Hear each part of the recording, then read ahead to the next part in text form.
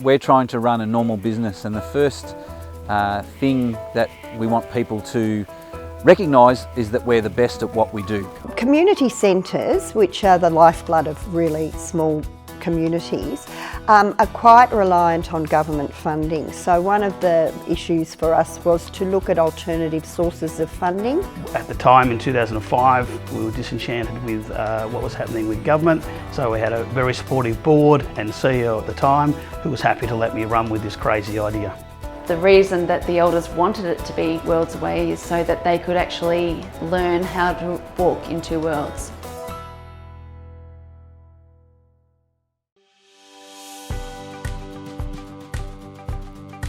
Park Lane Nursery itself has been around for 25 years and has grown from a tube stock production out of one shed into a 6-acre site, providing full function retail, commercial gardening opportunities and a large propagation process that propagates 300,000 plants a year. So when an employee starts with our organisation, they'll be paired up with someone to learn skills that are specific to the nursery, but also skills that they may need to use every day. And they can be work skills, they can be social skills. All of those are really important in us developing people's lives. I love working at Park Lane Nursery because I get to work with beautiful plants, and also like working with the people I work with.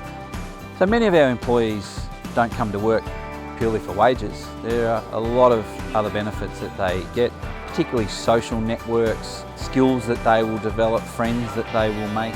You know, they can belong to a team, and for many of us that's why we want to work in teams. My job at Park Lane Nursery is making sure the plants are watered and fed well. Merriwa's management team has a real commercial focus, and we try and employ that knowledge and that experience to make sure that we're just getting outcomes for people. We're not reporting to shareholders and you know, profit isn't our number one measure. People are our number one measure, and how they're tracking and whether they're achieving their goals. And that's what we turn up to work every day for.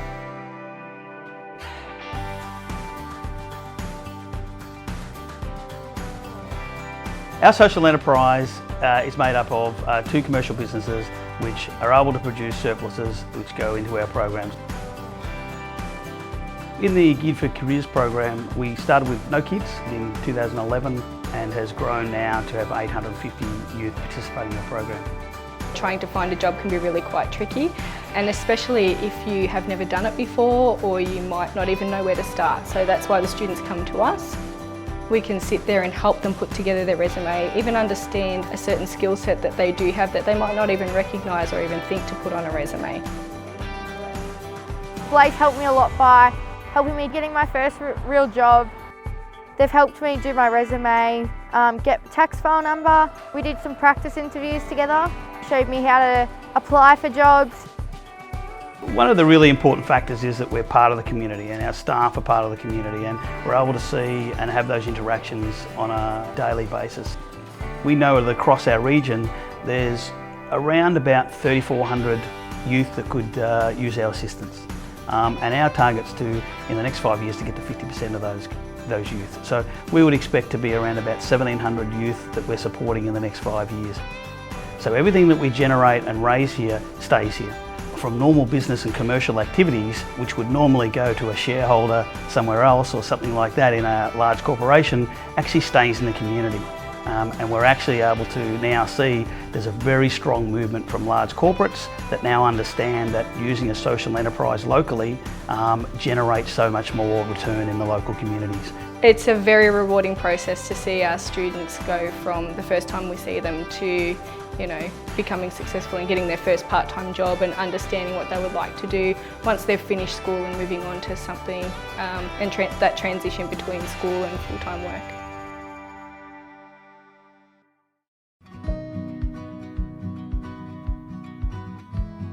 Dumu Balcony Cafe is a social enterprise located in the township of Bright in Victoria. We run a training cafe for Aboriginal youth who come down from Northern Territory community of Wangaratta. They learn how to work in a cafe and also get some work experience in other skills that they might be interested in pursuing.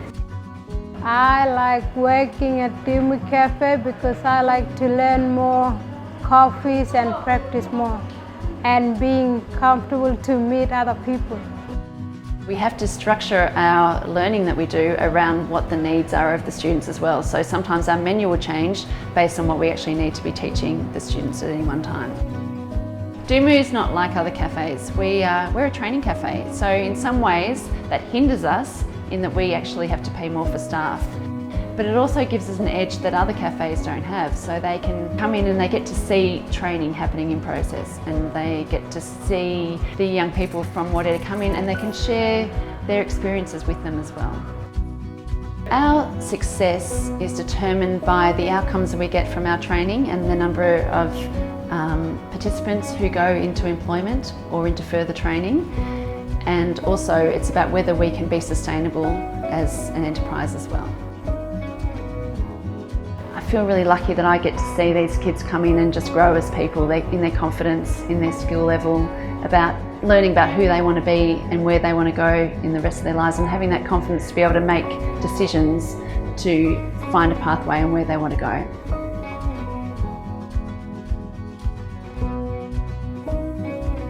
I'm Jan Ryan and I'm manager of the Quercus community bookshop based in Beechworth, Victoria.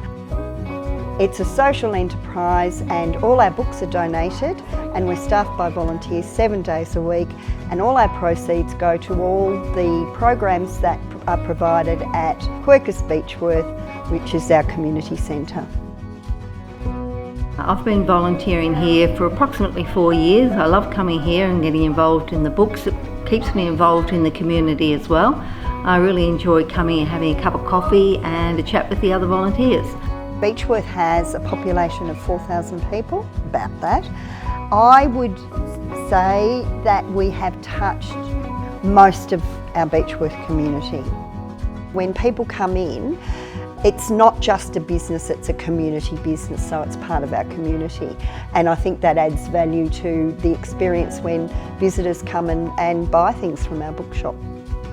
So we like to see it as our community donates books, our community works in the bookshop, and all the proceeds go to community activities. So it's really for the local community.